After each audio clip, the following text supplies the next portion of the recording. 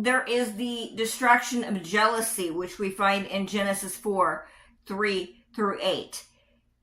Cain compared his offering to Abel's, and jealousy distracted him from worship. Comparison still kills our joy and focus today.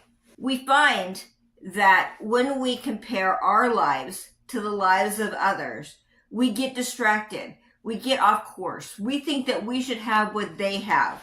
We think that they don't deserve what they got and that we deserve it more.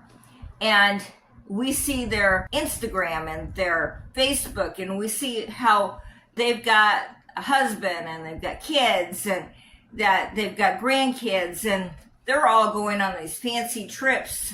Or we see that they've got these great opportunities with their work and their ministry that we thought we should have had.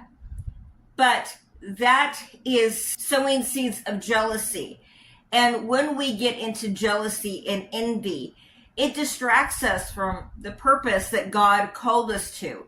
It distracts us from that assignment that God has on our lives. We need to stop focusing on everybody else's callings. We need to focus on what we were called to do.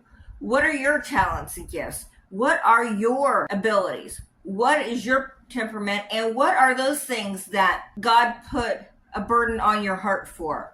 Who are those people? And we need to follow that, follow our own calling, follow the desires that God has put in our hearts.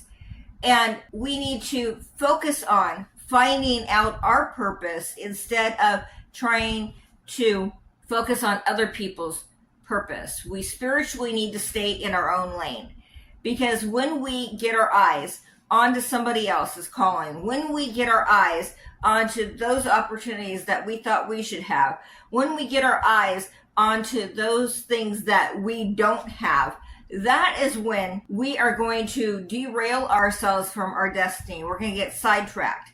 That doesn't mean that we can't get back on track, but what it does mean is that our destiny is going to be delayed